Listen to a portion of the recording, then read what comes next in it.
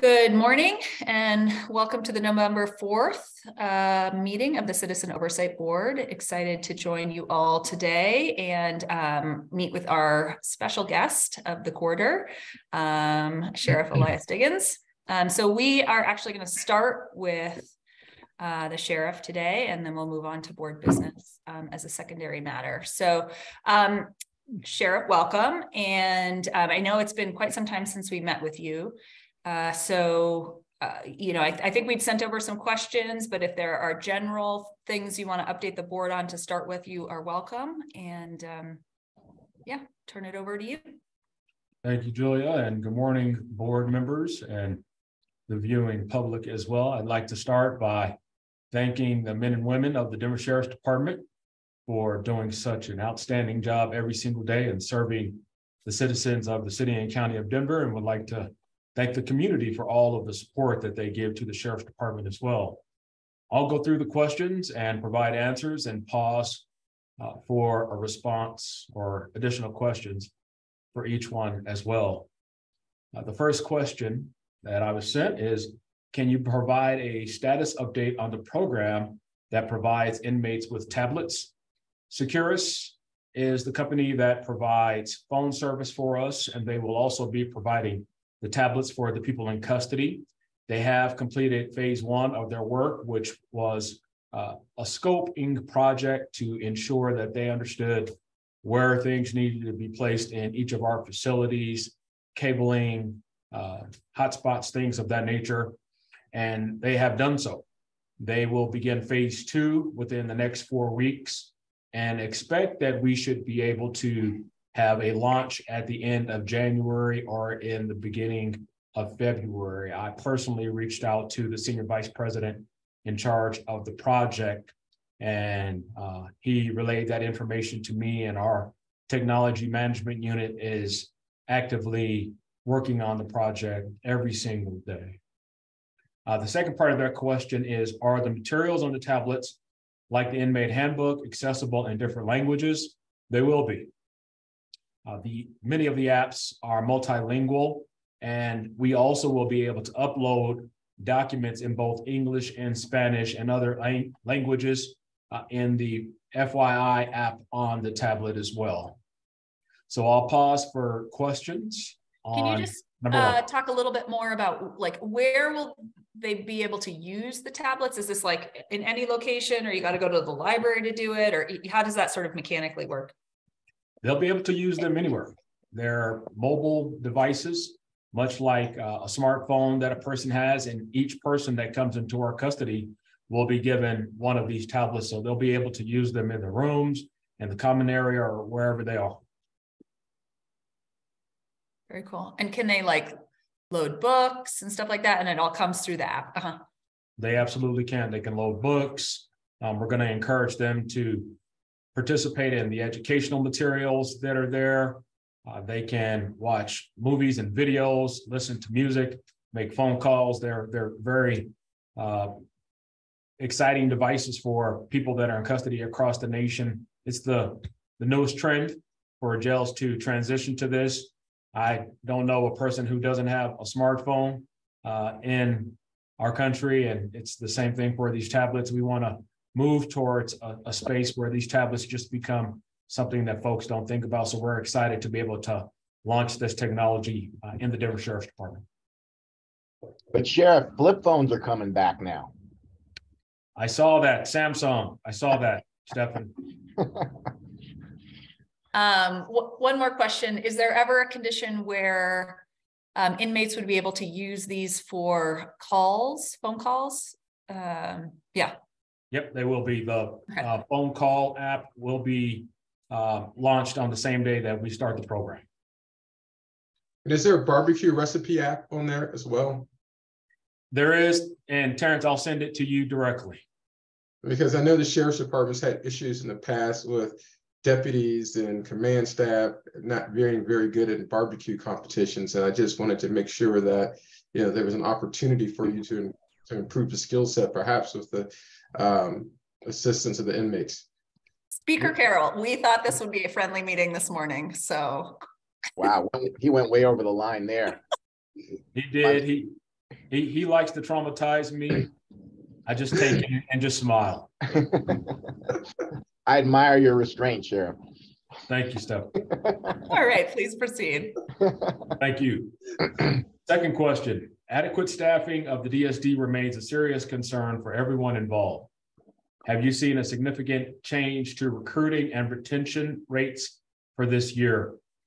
We continue, like most law enforcement agencies across the nation, to see significant challenges with recruitment and retention as well. But I'll tell you, we're going to take this challenge on in a way that we haven't done before. We have a 4-part strategy to address not just recruitment, but keeping the great folks that serve in our organization.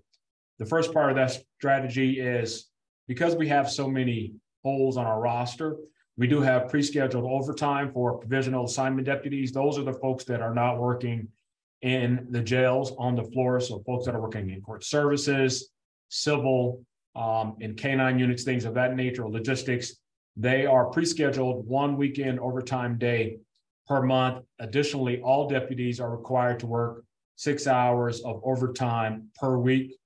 The second thing is we have some proactive retention strategies to include increased pay. We were able to work with the Fraternal Order of Police, the Department of Safety, the Budget Management Office, the mayor, and our city council. And I want to thank all those folks for their support in this. We were able to increase the pay for deputies going into 2023, as well as have a retention payment for our staff as well. We have morale boosters such as food trucks. We just had a chili cook-off last week, so we're trying to figure out creative ways to boost morale. And also we changed our mandatory mask policy, which helped our staff. They were wearing masks from the beginning of the pandemic. That was tough for them. And so working with the Department of Public Health and Environment, changing the mandatory mask policy has been helpful as well. We're also working in our recruitment to reduce the number of steps that it takes to hire new deputies coming on board. We're creating a lateral academy, or a shortened academy for folks that want to come from another agency and come to the Denver Sheriff's Department. And we also have a welcome back program where we're welcoming back deputies that have left from the Denver Sheriff's Department to come back to our agency. And we've thus far had at least 7 people who have wanted to come back. We also are allowing our sergeants to volunteer for overtime in floor posts as well. They wanted to be side by side with the deputies and our staffing challenges. And so that's our 4-part strategy to address our current staffing challenges. Nationally, I think we all have got to elevate the role of law enforcement and ensure that people know how important it is that we get people to put on these uniforms to be able to protect the community. So I'll pause there for questions. Actually, I have a serious question this time. Yes. I know you announced at the public safety luncheon that there's going to be a group of deputies who are who have a full post certification, who will be able to write summonses and do things like that. Do you think it would help with recruitment and retention? And I know this is a sore topic with some in the public safety community in Denver. If the deputies were able to be in an academy where at the end of it, they receive post certification as opposed to just saying, hey, you can go out and be a deputy now in Denver.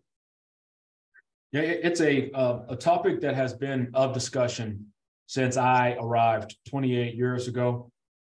We have been exploring the topic with the Post Academy or the Post Board to see if the Denver Sheriff's Department can actually become a Post Certified Academy.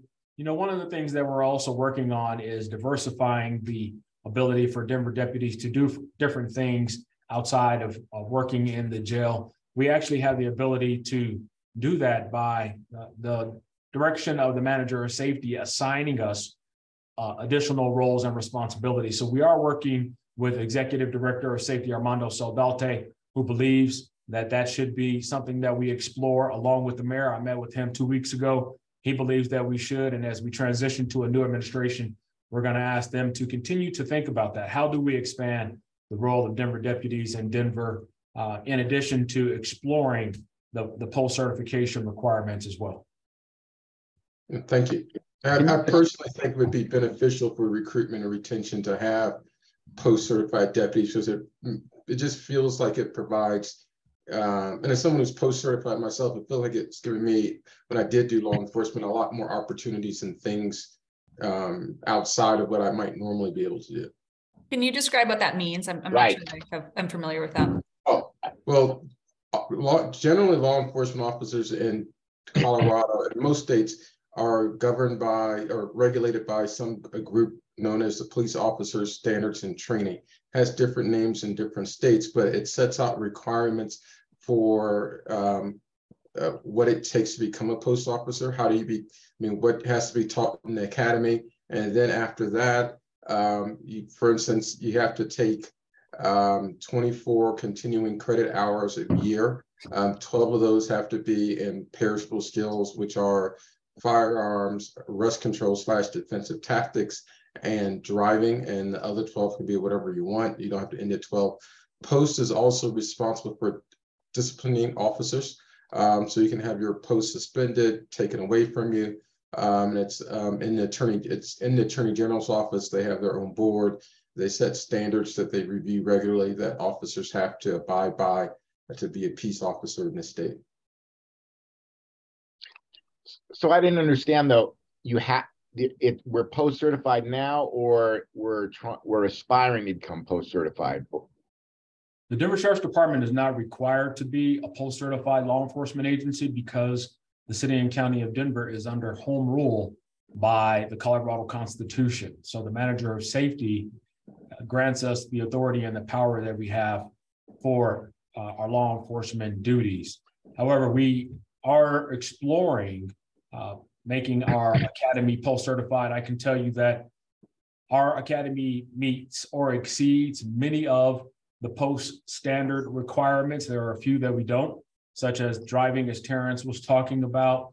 I believe also traffic enforcement and the liquor code. If this is me going from memory, back when I was the captain of the academy. So we already meet the majority of the elements for post. It's about moving us in the direction of having the post board agree that the Denver Sheriff's Department Academy is a post certifying agency.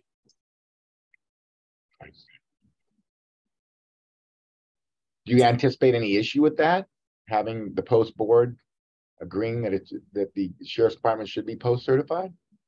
We're cautiously optimistic that they will agree to do so. It's something that we've talked about for a number of years, and we'll continue to move in a direction that explores that. But we believe that currently what we have in place allows us to perform duties that are law enforcement duties based on the authority given to the executive director of safety's office to be able to say these are things that the Denver Sheriff's Department can do in performing duties outside of those that are in the jail. We already perform some of those duties. We have some deputies that are already working in areas such as serving warrants. We have deputies that perform civil functions that are out on the street. So we have deputies that are doing some things. Our criminal investigations unit that has now been stood up that Terrence was talking about are all post-certified deputies, and they'll be performing investigations and filing criminal charges for the Denver Sheriff's Department. All of them have gone through a post academy. So there are other duties that we're looking at that would help us to attract and retain folks that want to do this work. And Stephan, just for context, in the state of Colorado, most sheriff's departments offices, have deputies who are certified peace officers through post, and those who aren't. And typically those who aren't just are typically functioning in a jail. Denver Sheriff's Department is unique among sheriff's agencies in the state in that it's kind of a hybrid in a lot of ways. I see. Did I get that right, Sheriff? You did. Thank you, Terrence. I pay attention to what you do over there occasionally. I'm seeing that. It's good you're on the board then. Yes. So yeah, I just went on, by the way, because like Julia, I was not familiar with this at all. There's a very good description of post certification online at post.colorado.gov, which lays out all the basic post certification requirements for people who, members of the community who may be interested in looking at this further. Maybe So, throw it into the chat if you would. Yeah, sure. I'll do that. Yeah. So Sheriff, I have sort of a related question to what Terrence was asking, which is, we completely understand due to the, that there are issues with respect to, the shortages and with respect to hiring and streamlining the hiring process, sounds good on its face, but the concern would be there, like, are you streamlining that to such an extent that the training that is necessary to have outstanding deputy sheriffs may be compromised in some way? Can you address that? Sure, Stephen. We believe that our academy is one of the best academies in the state of Colorado. We have approximately 16 weeks of training for all Denver deputy sheriffs before they can be assigned to a role inside of our agency. And we do not believe that any change that we're going to make is going to reduce the quality of deputies that we're going to bring on board. To the contrary, we continue to look at ways to ensure that they're coming on in a way that serves the community well and that they're prepared to do that work. So I don't believe that any change that we're going to make is going to reduce that.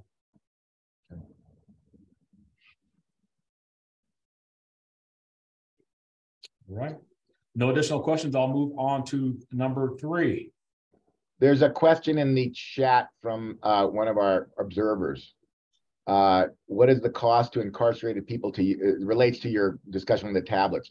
What is the cost to incarcerated people to use the tablets? What is the cost to make a call from the tablets?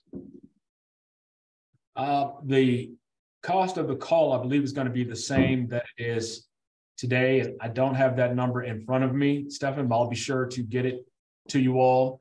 And the cost to the people in custody is there are 2 versions of the tablets. One that is sort of an upgraded tablet that has all the bells and whistles. The general tablet will be a general tablet in nature that will allow folks to do some of the things that we believe they should have access to: educational materials, job opportunities, the telephone, things of that nature. And so there are different versions of the tablet based on whether or not someone can continue to pay for the additional apps as well.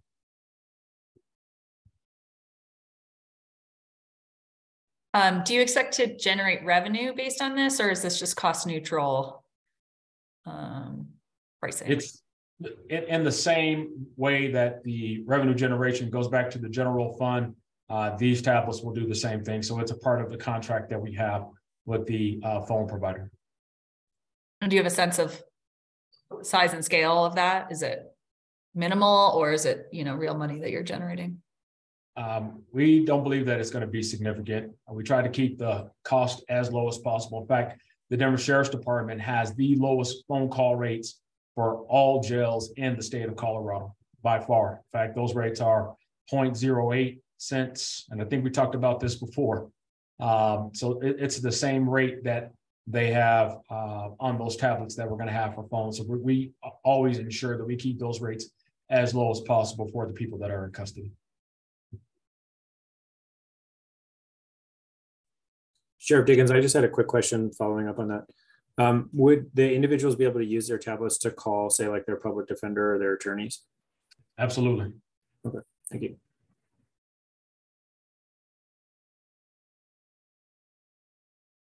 Okay. All right, I'll move on to the 3rd question. The Denver Sheriff's Department's budget request for 2023 contains several interesting items. We'd like to hear more details about the following items and their anticipated impact. For the general public, I will share with you that all of these items are included in the mayor's final proposed budget for 2023. And I will share which pages each of these items is on. The first one is there's a $425,000 request for increased substance use disorder treatment.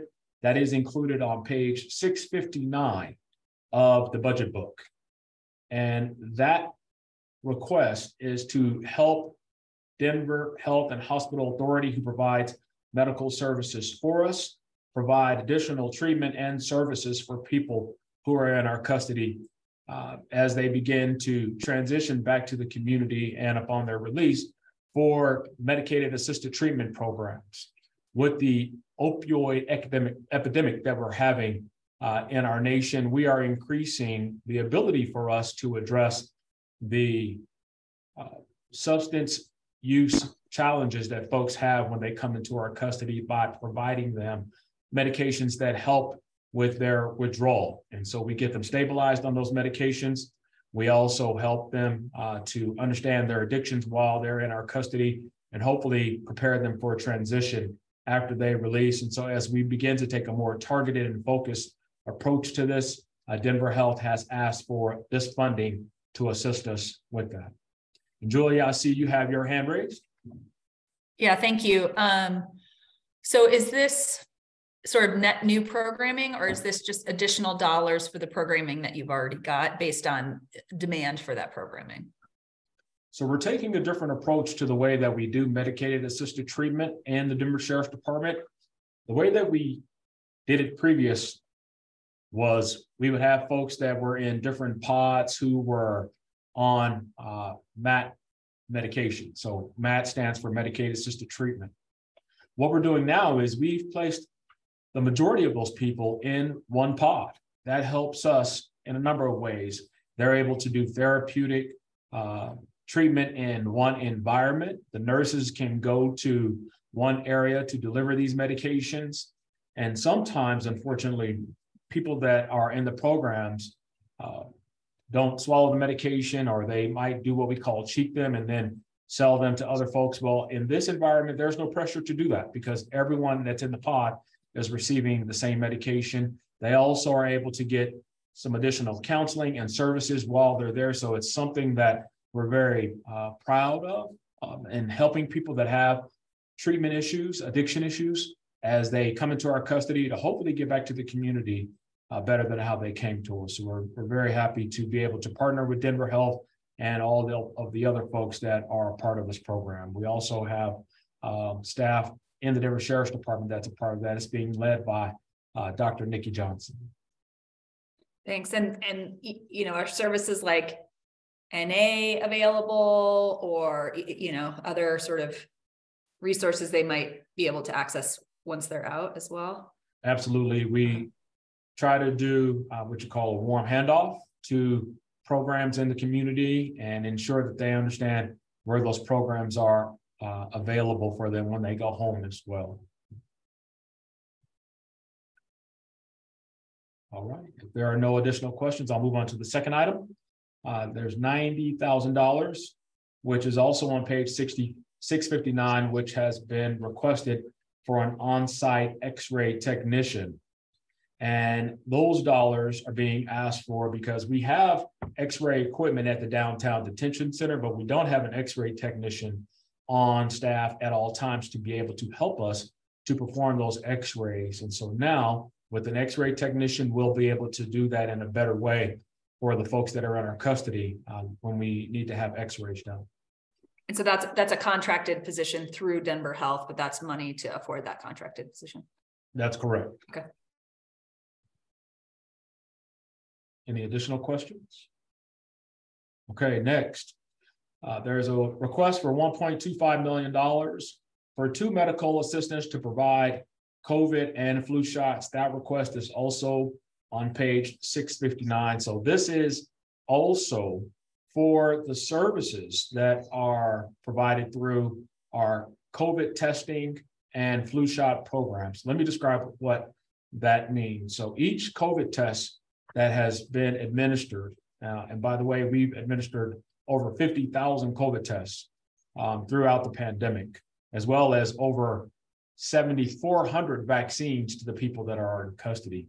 Each of those COVID tests costs $51. So the projection for 2023 is that we're going to administer about 22,000 tests.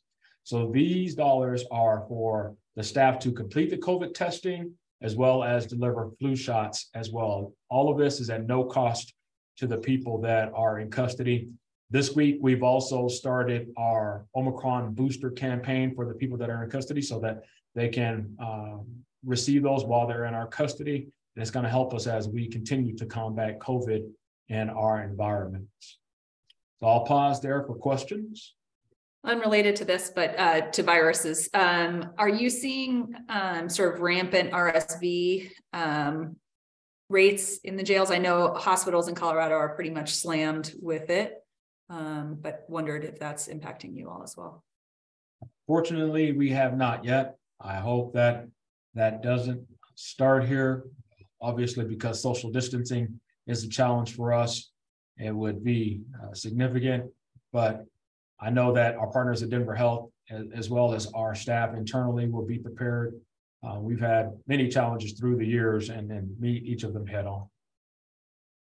Thanks. Any other questions? The next line item is $783,000 for radios, which is also on page 659. This request is to add an additional 272 radios for deputies and command staff. So we currently have radios that our deputies use that when you come on duty, you have to relieve a deputy and receive a radio. This will allow us to issue a radio to each of our staff members. And by doing so, we will create a safer environment for our staff and the people in custody. It will be timely for us to be able to respond to incidents so that we don't have to run to a control center to pick up a radio. Every deputy will already have a radio, and it increases accountability for equipment as well by issuing each deputy and command staff member a radio. So I'll pause there for questions.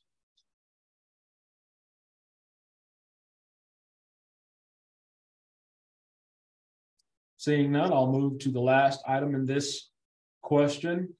There's a $150,000 ask for a case management team to reduce recidivism, 3 positions starting in June. This is also on page 659 of the budget book.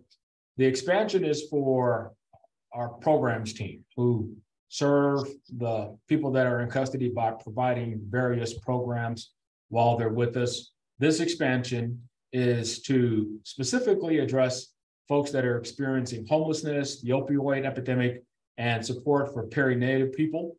Additionally, we're going to add a team supervisor to help to manage the overall program staff, which continues to grow. And so those positions will start in June of 2023 and will be annualized to 3 FTEs in 2024. And is that net new programming, or that's just sort of expanding the existing program you have? It's expanding the current programming that we're having now.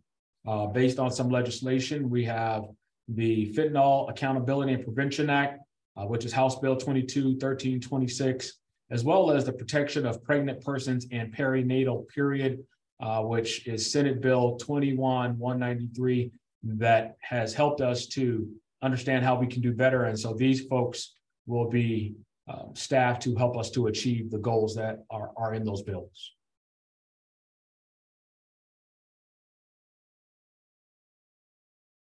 No additional questions.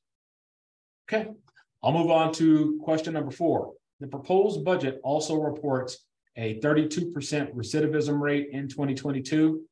Do you know how this number compares to other jails in the state or those in comparable jurisdictions? So this question is hard to answer because it's an apples and oranges comparison. All jails don't count recidivism the same way.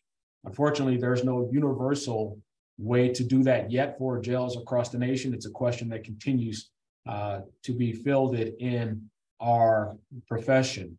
But I would say it's likely comparable to those other jails in our jurisdiction. I do know the Colorado Department of Corrections reports a 50% recidivism rate. I'll also tell you that the majority of people that come into our custody are released. We only bound over about 30% of the people that come into our custody. So that means that when folks are arrested, generally, they will receive a bond, a PR bond, or will be released by the court. So when we're talking about the additional question, which is the 1-year recidivism rate significantly different for those who participate in the GED program, job readiness, and or RISE programs, which stands for Recovery in a Secure Environment program? We have a 12-month recidivism rate for GED of about 53%, 51% for the RISE program, and 42% for job readiness. I'll pause there. Julie, I see you have a question. Yeah, so I just want to understand, you said every jurisdiction counts this differently. So I kind of want to understand how yours does. So if I'm arrested in Denver and end up in your custody and then released and then arrested and end up in Douglas County in custody, would that show up in your recidivism numbers or no? No, it's only a new arrest in Denver. Okay, so if I am arrested once in Denver, end up in your custody, am released, arrested again, end up in your custody, that would show up in your numbers. That's correct. And in the budget book, we have our definition of recidivism on page 657, Thanks. which is recidivism is defined as a new Denver Sheriff's Department booking within 1 year of the inmate's last incarceration release. Okay, so you also wouldn't, stating the obvious here, but just confirming, if I was arrested in Douglas County, released, and then arrested in Denver, that also wouldn't show up as recidivism. That's correct. We only count the Denver cases. Okay.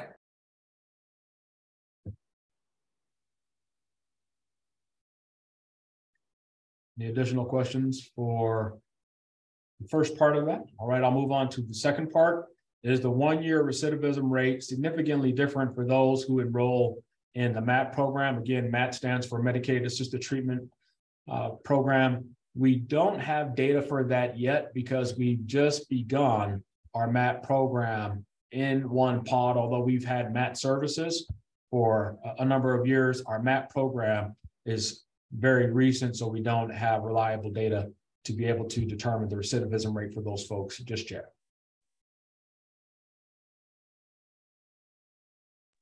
All right, I'll move on to the next question. I can ask the next question too, so you don't have to read it out loud, Okay. since it was a question I wanted to ask you.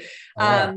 So the question is, last weekend, one of my neighbors committed suicide while being served papers for eviction. And the service came from DSD. So I'm sort of interested in the landscape you're seeing around that, with federal funding, trying to help folks stay housed. I wonder if we're starting to see an increase in evictions. Also wonder, about the relationship you're seeing between, mental health crises and the work that you do there. And then also just really interested, I didn't know that you had a role in serving those papers. So can you just help me understand, why is that you versus the landlord versus somebody else? I don't know a lot about the sort of eviction landscape, but I just was interested to learn that really that was a role your office plays. Yeah, thank you, Julia. And first, let us say from the Denver Sheriff's Department, we send our condolences to the family and friends of the person who was involved in this. Certainly a tragedy when this happens. For our staff that were present, we are making sure that they're also receiving some additional services because it is tragic when you're involved in something like this. The deputies that work in the civil unit that perform evictions are the best of the best in our agency, and they have a heart and soul for helping people. So it's certainly a tragedy that this occurred. The Denver Sheriff's Department is involved in the last steps of the eviction process. So a landlord would go and begin the process of a writ of restitution, which is the formal name of the eviction process, and work with the court to begin to remove a tenant from that residence.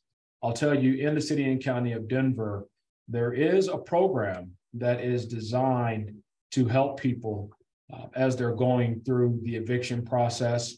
And there is an office in Denver that is titled, and let me grab it here, the Denver Emergency Rental Assistance Program, which assists eligible households with up to 15 months of assistance for current and overdue rent payments, relocation assistance, including security deposits. And they have a lot of great information regarding this. For folks that want to look that up, you can go to denvergov.org/rent assistance.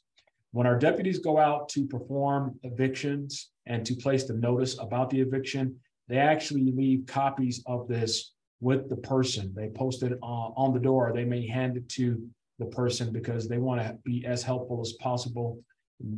There are times when folks are able to access these services and can move somewhere else, or perhaps can work with their landlord so that the eviction does not occur. Once the eviction is signed off by a judge and we become involved, at that time, our deputies, and let me back up just a little bit. By statute, and I can tell you what statute it is 13-40-122 of the Colorado Constitution, which is writ of restitution after judgment. The sheriff is responsible for enacting and performing evictions based on the writ of restitution. So that's why our deputies are performing that. And they've been doing that forever and a day. In fact, as a young man, I went through an eviction in the 9th grade. And I remember that deputy and how kind he was. In fact, he's the grandfather of one of our chiefs now. His name was L.C. Owens. So I never forgot that. So it's a tough thing for families to go through. So the Sheriff's Department has always been involved in the process.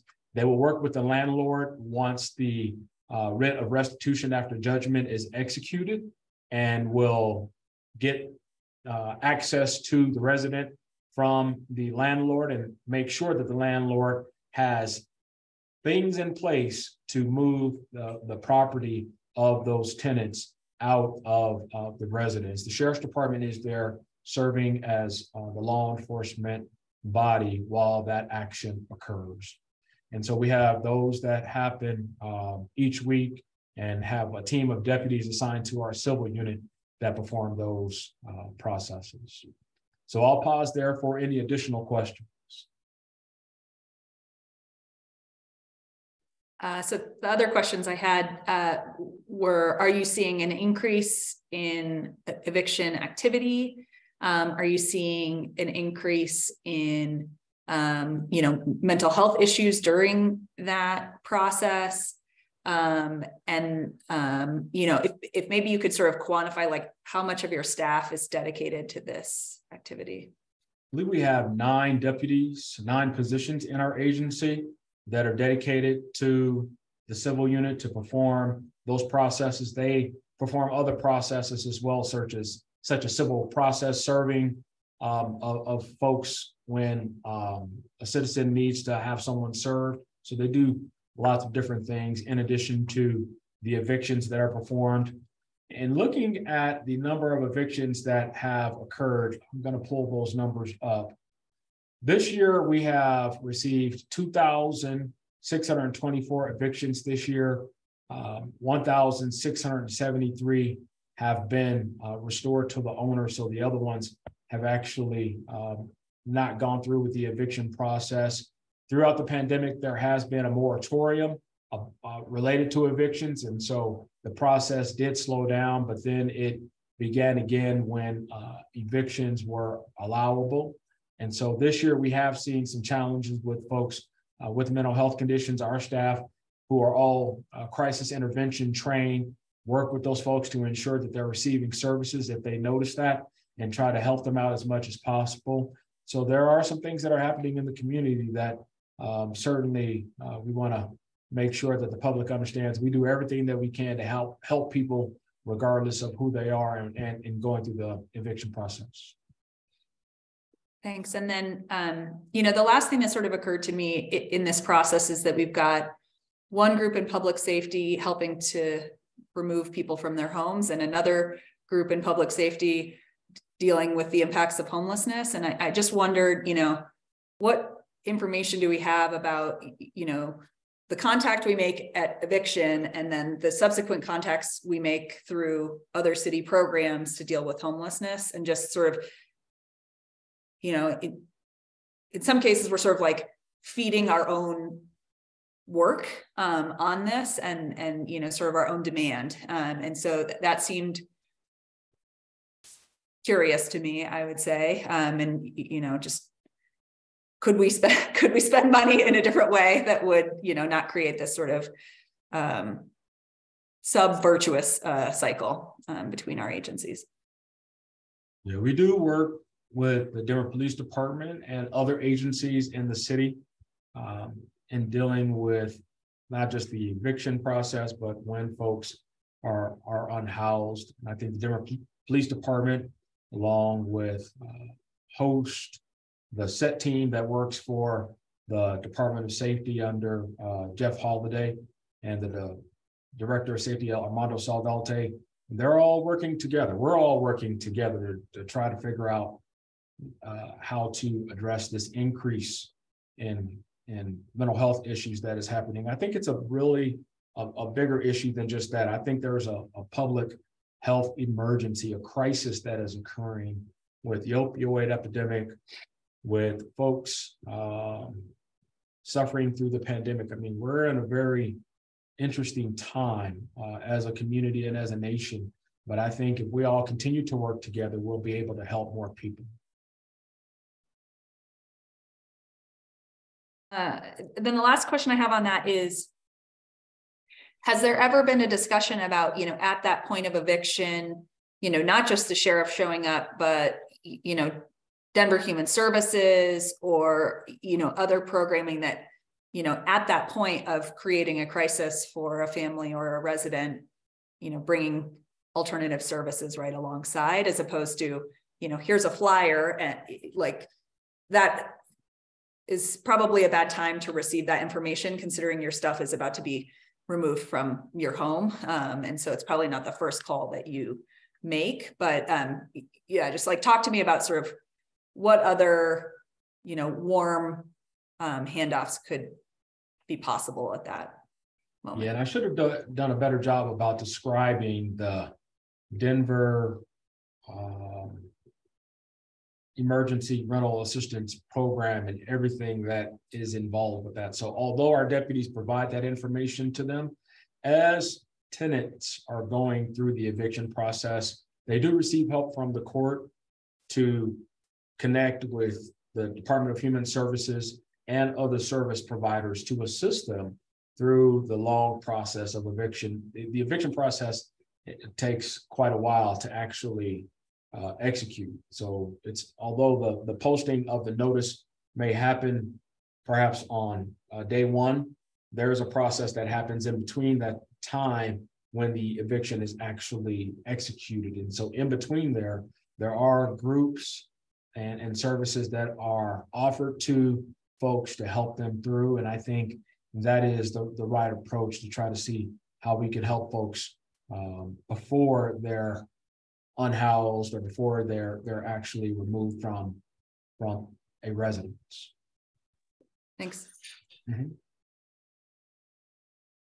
I see a community question. Do other board members have a question before I read that out? Okay, going to the question around, actually two questions here. Did the chief indicate that opioid addiction was a primary cause of eviction? Maybe some clarity on that. No, I don't believe that is the primary cause of eviction. I think it could be one of the things that does contribute to it, but I don't think it's the only cause. I think there are multiple reasons for eviction to happen. I mean, I know from personal experience way back when that addiction was a contributor to our eviction when I was a child. But I don't think that that's the case for every single person. There are many, many reasons that could happen. Great.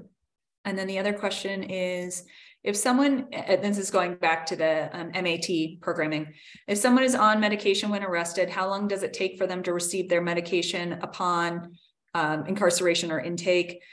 Do you communicate with private medical professionals to give care?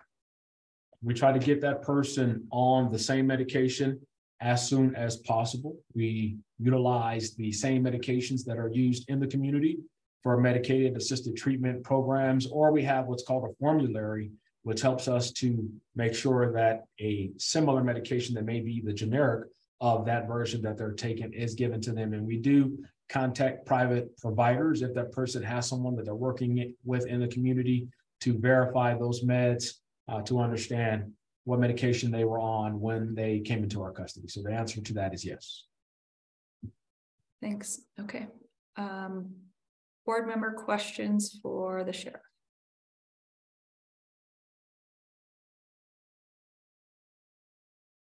All right. Next question.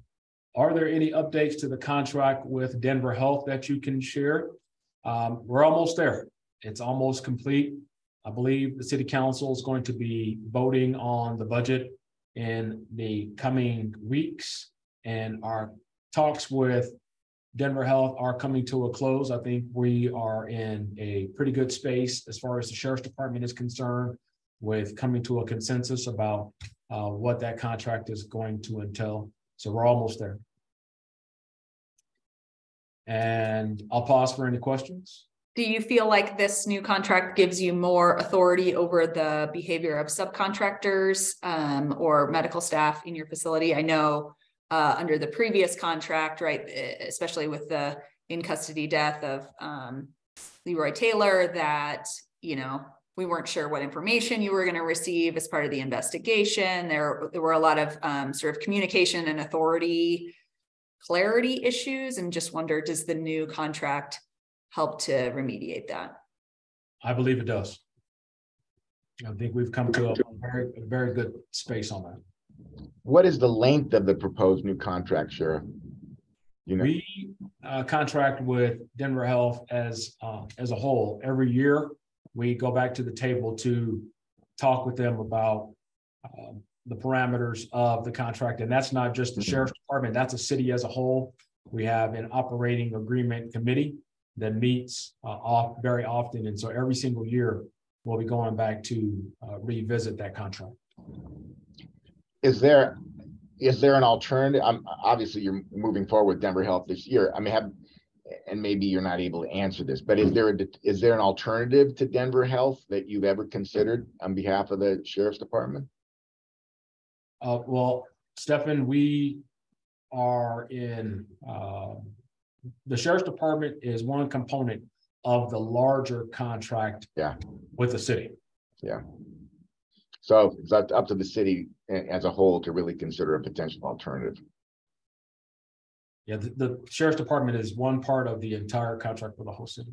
Yeah, okay. All right. And the last question. Last time we met, you stated that you believe Denver Health had completed their investigation into Leroy Taylor's in custody death, but that you had not seen their report. Have you either requested or received a copy of the report since then? The death of Mr. Taylor is in litigation, and so I would refer the board to the city attorney's office for all questions related to that matter.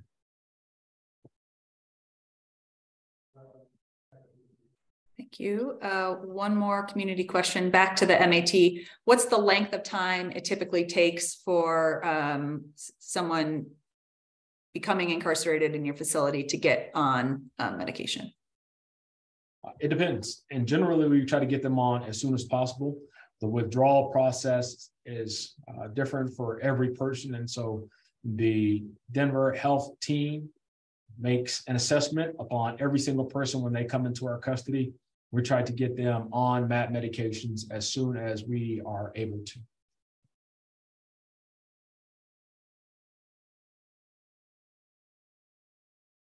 Other board questions?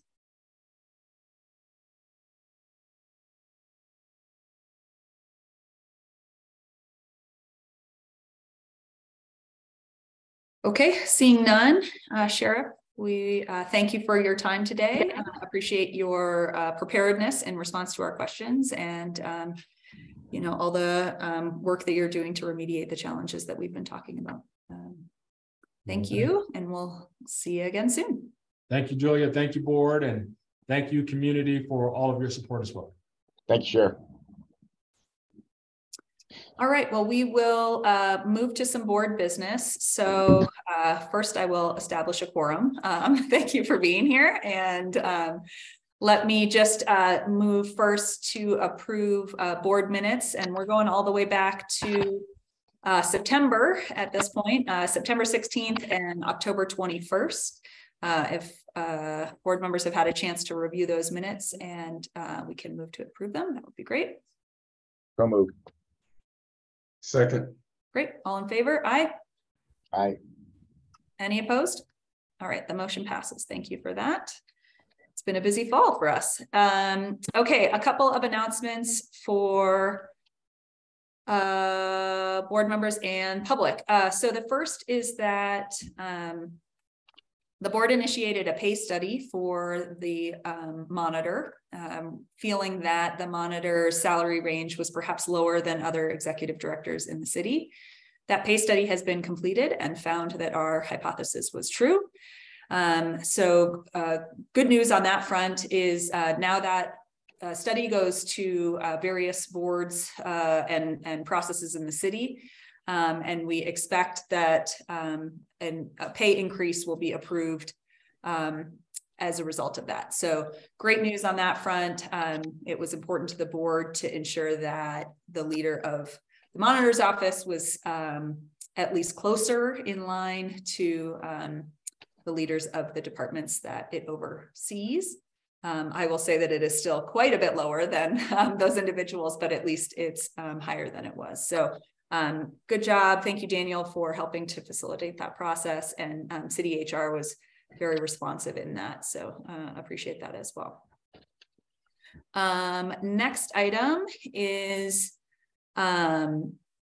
we have begun the process of interviewing candidates for the office of the independent monitor and for the leader of that office. The selection screening committee met last week to interview candidates and has approved candidates to move forward to the Citizen Oversight Board. COB will conduct its interviews on November 18th. And the candidates will also interact and interview with members of the public safety departments later that afternoon. So excited about getting that accomplished. The board has also been collaborating with community partners on community forums, which are planned for November 29th and 30th. And those will be virtual forums similar to what we did in the late winter of last year. So online forums in the evening, hoping that, if you can't attend one, you can attend the other. Each night will have a specific set of community partners. So the questions will be sort of thematically organized around the partner orgs. Those meetings will be available to anyone to attend, and we encourage community members and others, other orgs, if you'd like to join in to participate. Last year, or last go around, we had really good participation, really rigorous questions, and very much feel that it informed our overall decision-making process. So a really useful thing for the board and hopefully for the community as well. Candidates will also be asked to video themselves answering a few questions similar to what we did the last time. Those will be posted, their responses will be posted on our website so that community members who cannot attend the forums can still get a chance to perceive and provide feedback on candidates.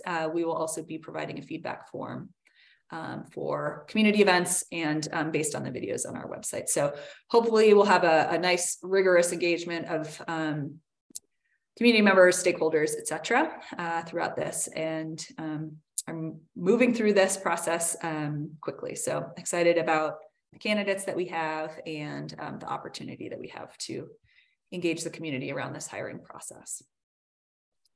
Lastly, the board currently has 2 board seats available, and that is available to all members of the community.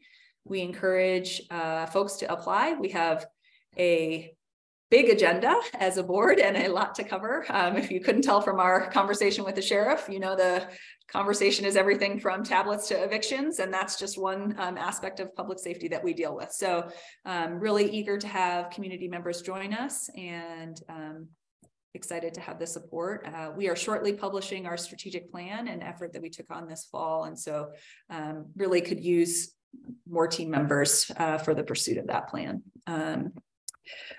Okay, I think that is all the announcements I have.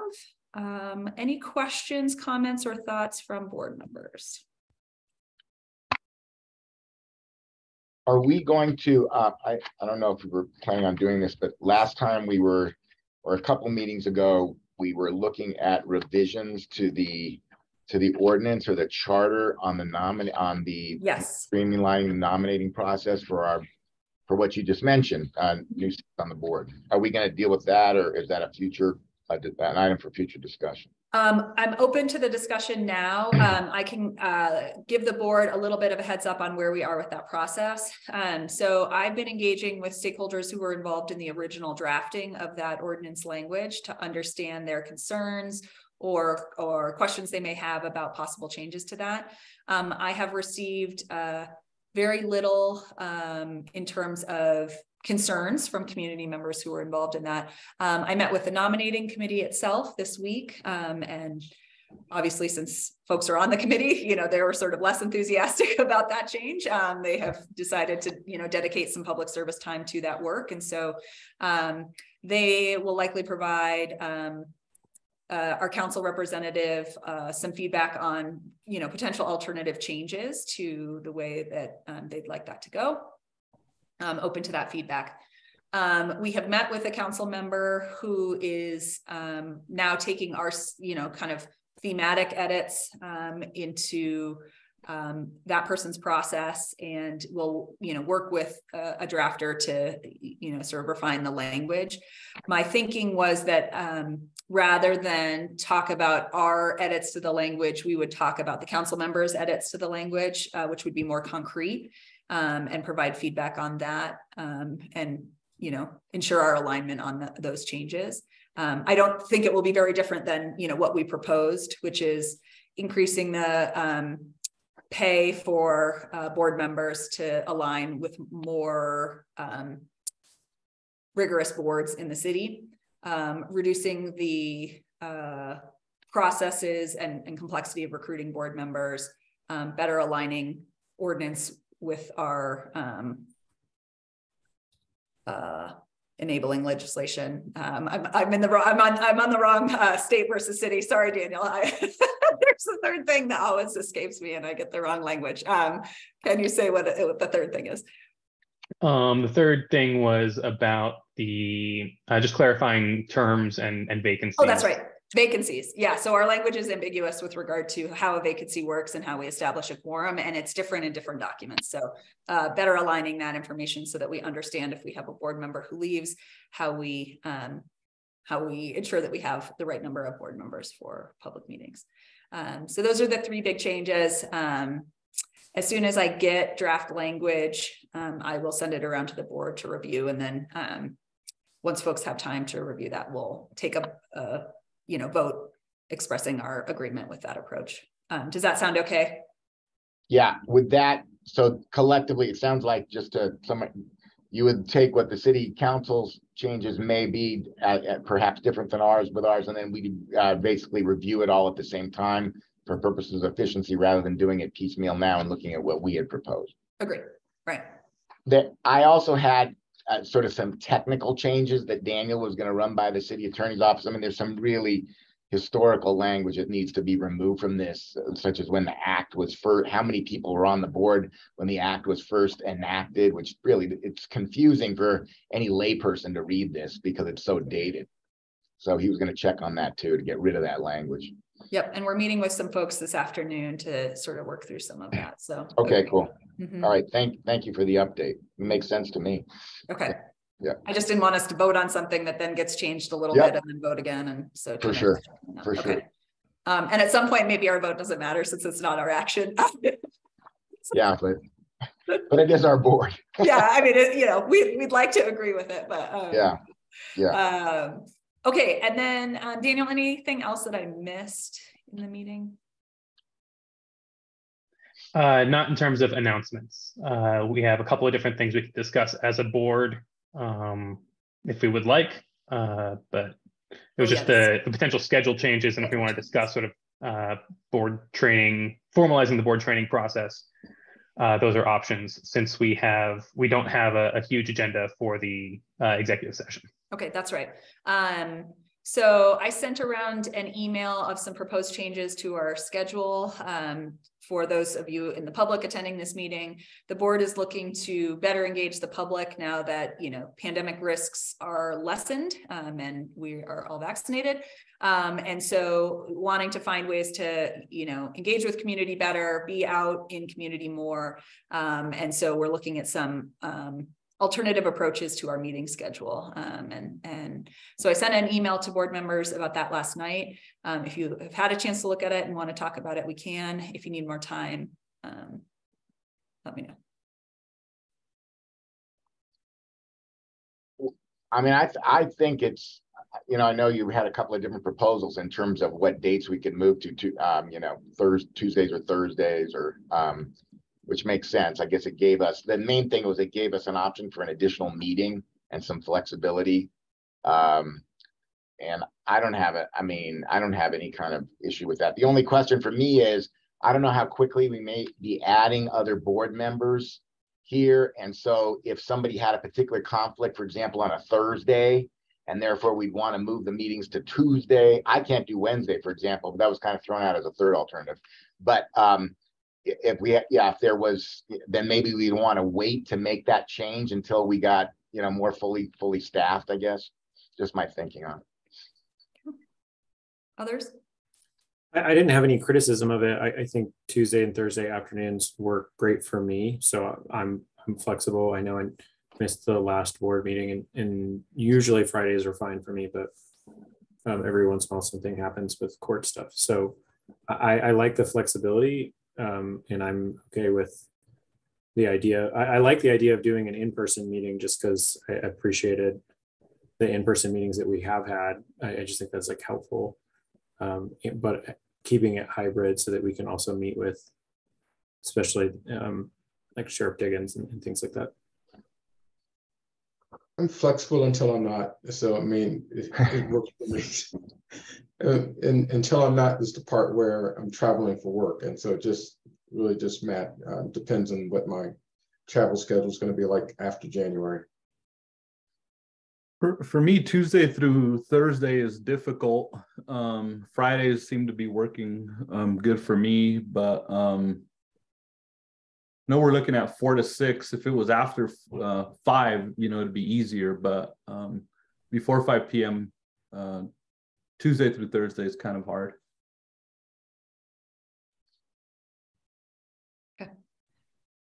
Okay, so maybe as a next step, if you want to provide, what's the most preferable option here? What are constraints that you have? And we can sort of, pick through all that and find the sort of best possible option. I think that would be helpful.